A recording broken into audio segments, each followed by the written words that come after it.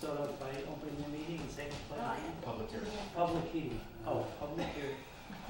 Okay. We'll have a public hearing on Shandaken Inn. Hi. Everybody? What's your name? Hudson Balecki. I'm here representing Boundary Surveying Inc., representing Shandaken Inc.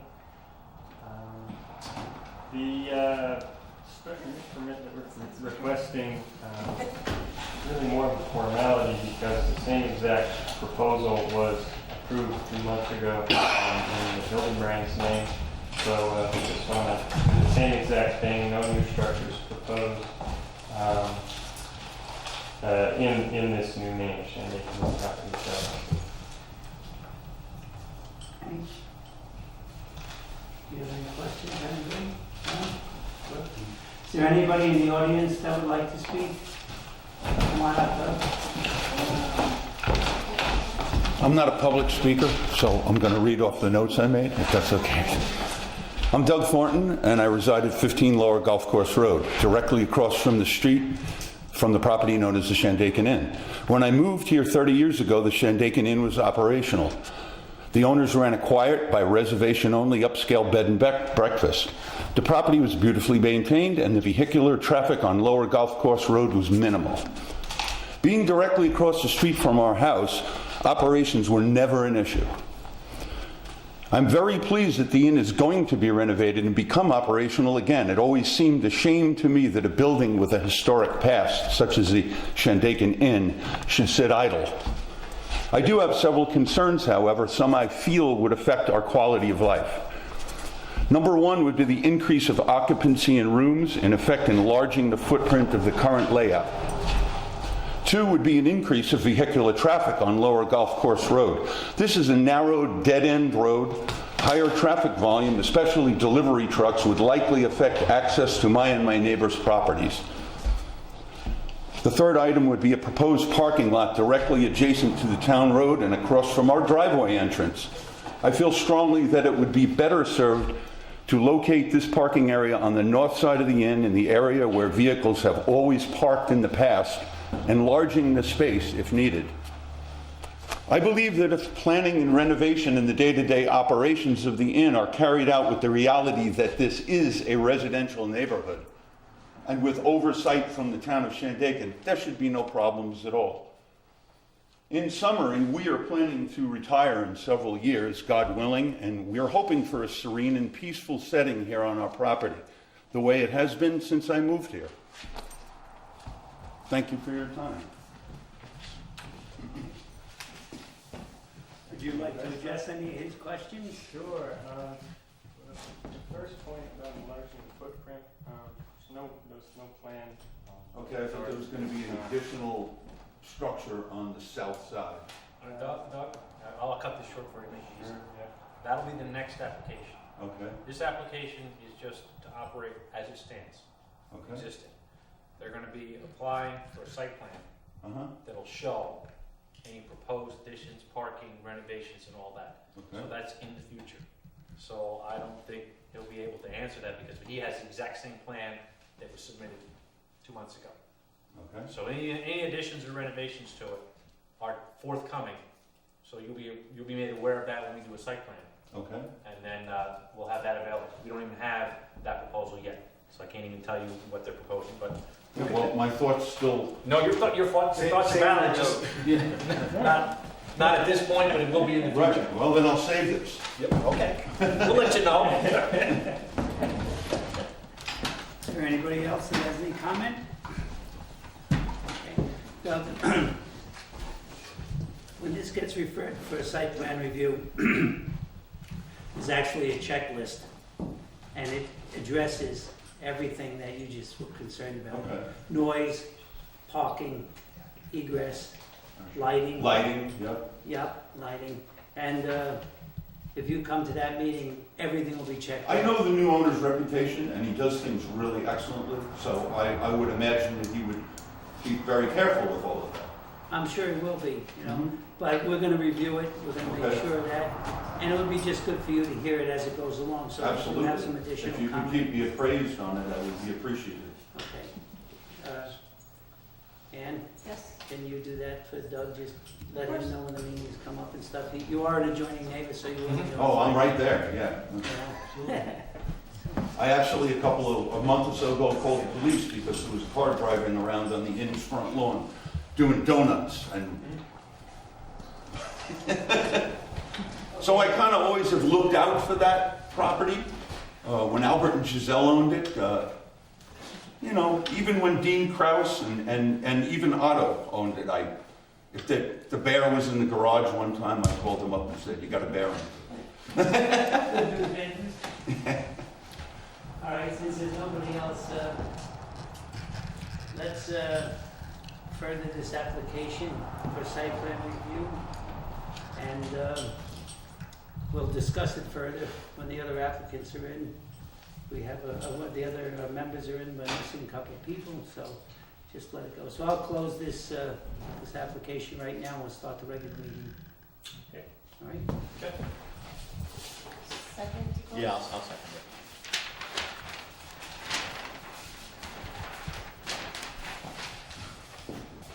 Okay, can we rise and say the pledge of allegiance, please? Yes, that's fine. Pledge of allegiance to the flag of the United States of America, to the republic for which it stands, one nation, under God, indivisible, with liberty and justice for all.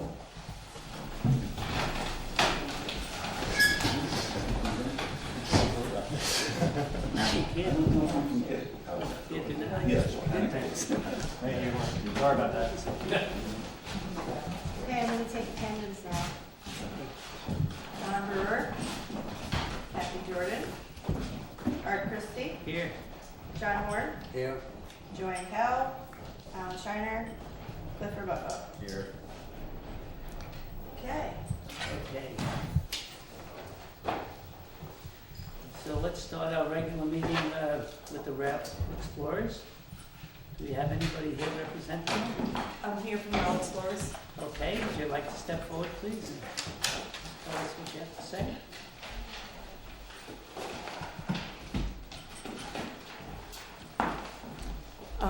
I have some material.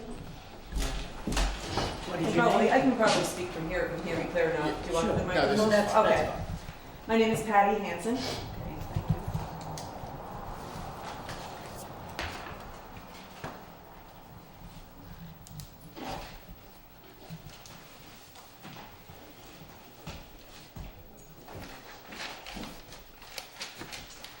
And just the three of you for now is suffice. Yeah, that's it. So the packet there contains the checklist, and this is for your reference.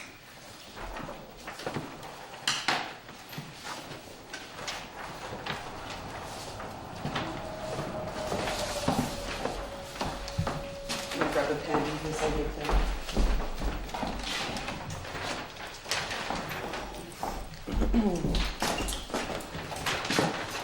Now, are you representing Brooks and Brooks? No, I'm representing Rail Explorers.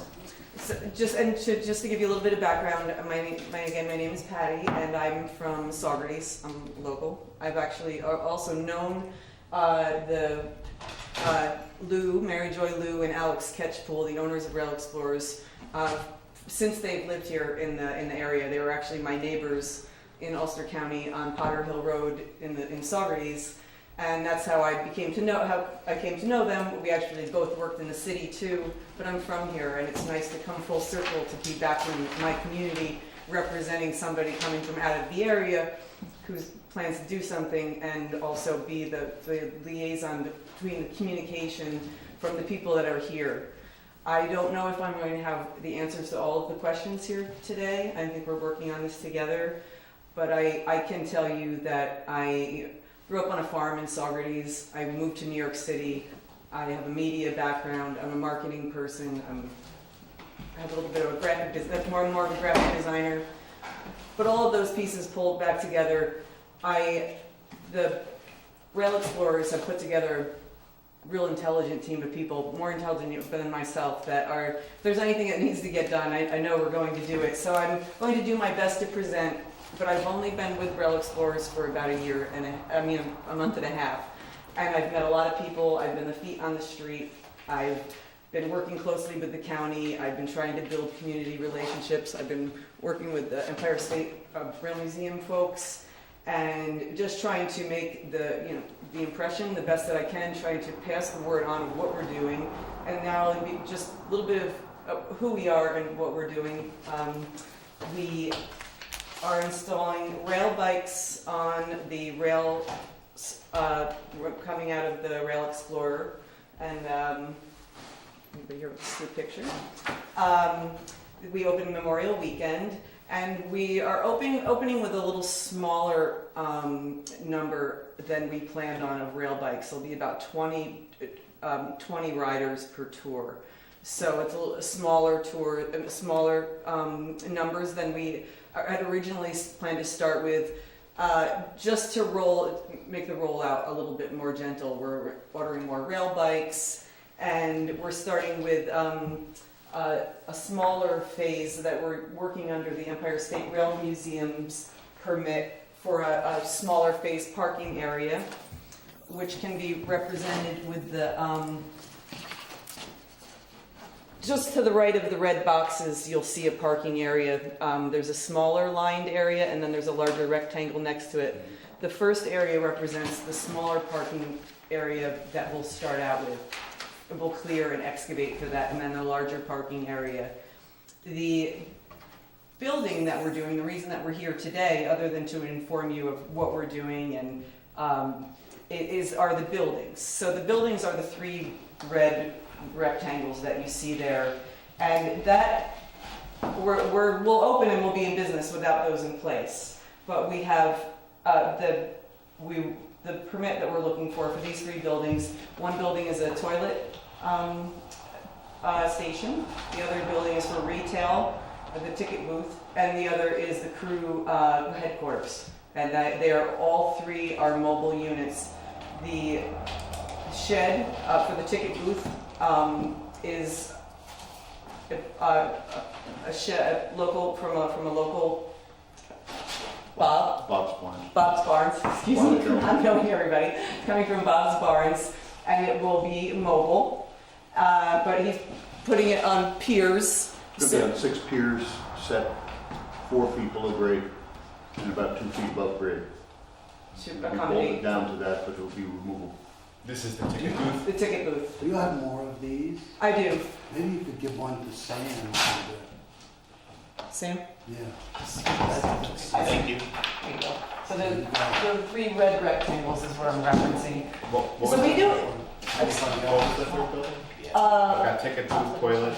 the crew headquarters. So the crew headquarters is a container, a cargo container. Is it retail also? That's the ticket booth. The ticket office is also retail. Okay. Like a gift shop. Yes. Phase 1, phase 2. And the toilet is a mobile. It was brought in by a third party mobile toilet. Will that be on piers also, or is that going to stay on wheels? That stays on wheels. In the headquarters? The headquarters is on the ground. The container for the headquarters. What's that, the crew? The crew quarters. That's a trailer, I think. It's a trailer That's what Mary Joy said. on wheels. Yes. On wheels. Yeah, that's not anchored to the ground at all. It's Yeah, it's on wheels. strictly mobilized.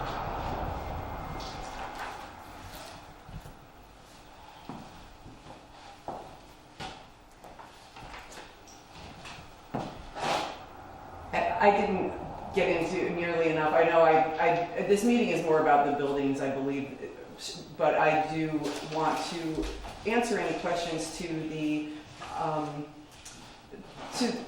what we plan to bring to the area and what we hope to offer to the community. The Rail Explorers, if you haven't met them yet, it's a great group of people, and I'm just an addition to it, but they were already well along before I came along. As of today, between the 4 locations, we've been in Newport, Rhode Island, and we first started in Saranac Lake, which was temporary, and those trails are no longer available for our use. But we're in Newport and in Las Vegas, and we've to date 65,000 riders, and we've been 100% accident-free in those 65,000 riders, and we plan to keep it that way. Safety is our primary concern.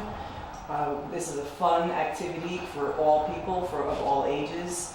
There's 0 emissions.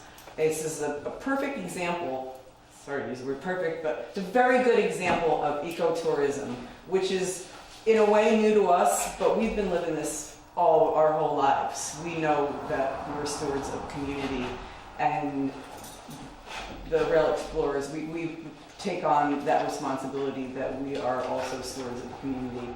And we take it farther than making sure that we meet dot the i's and cross the t's that come with this permit. We do truly reach out to the community. Everything that we do, that these are printed in Kingston, our t-shirts will be made by local companies, our signs will be produced by local people. I've already been out to as many businesses that can stand to see me to try and give them our brochures or collect brochures so that we can have a little bit of a brochure exchange at the Rail Museum, which is will be our initial office. Our office will be based inside the Rail Museum, as we won't have the buildings when we open on Memorial Weekend. These cross promotions and community experiences it's really been a breath of fresh air, because everybody I've reached is so excited about what it might mean to them or what we bring, and we're really excited to do that. We don't take it lightly. And we, working with the people here, like the folks from the Empire State Rail Museum and at the contractors in the area, the Brooks & Brooks, who helped us with the plans, and the excavator that we'll be using are all from the area. And these are the people that are helping to make sure that we do our due diligence and follow procedure. And so there's so much that I've learned in the past month and a half, and I can't really dish it all out to you in 15 minutes. But any questions that you do have, I hope that I have answers to or can find answers for you. And I want to make sure that we have everything that we need, so when you make your decision, we're not missing anything. I think that's one of the reasons we're here to make sure that we have done everything we needed to do. So, with that said, Warren, do you have anything? I have a question about the one building that's going to be set on piers. Do we know, we obviously know the height and width of 10 by 20. Do we know the height? the height of the building is 1 story. I don't have an exact height, but it's nothing out of the ordinary of a typical So it 1-story ship. So it shouldn't exceed 15 feet. No. I think it's 9 feet. Yeah, 9 believe it, 9 feet. 9 feet to the eaves. Eaves, but I need to know the overall height. The overall height? The only reason I bring this up is because of its proximity to the property line. It's more than 10 but less than 40. So as an accessory structure, to be that close to the property line, it's more than 10, which is the closest you can get. But it's not 40, so it can't exceed 15 feet in height. So what's the height limitation if that's If it's between the 40 and the 10, it's 15 feet. 16 feet? 15. 15. 15. It's Based on the building, From grade. based on the building they have in Newport, and this is similar to that, I think it's less, I'm sure it's less than that. That would be 6 feet to the ridge from the eaves, and it's only a 10-foot wide building. Just something to keep in mind when Yes, thank you. when Bob Jones is designing his building. He's going to be shooting off the ground. 16 feet. 15, 15, 1.5, Well, I'm sorry, 15. 1.5. Yeah. Like Cliff said, Now that's from grade? from grade. All right. Well, it's a structure. Is that Because it's planned to be about 2 feet above mean high water. Yeah, we're going 2 feet above, which is more than adequate with the numbers I ran for Casco Mountain Railroad. We're talking 6 inches. So 2 feet is because we're technically commercial outbuilding, so that's fine. So, yeah. Is there anything else that you might need, Warren? That will be the only item that will require a building permit, but I'm sure they know that. We already have the floodplain development permit issued for the parking lot, and we need to work on that. So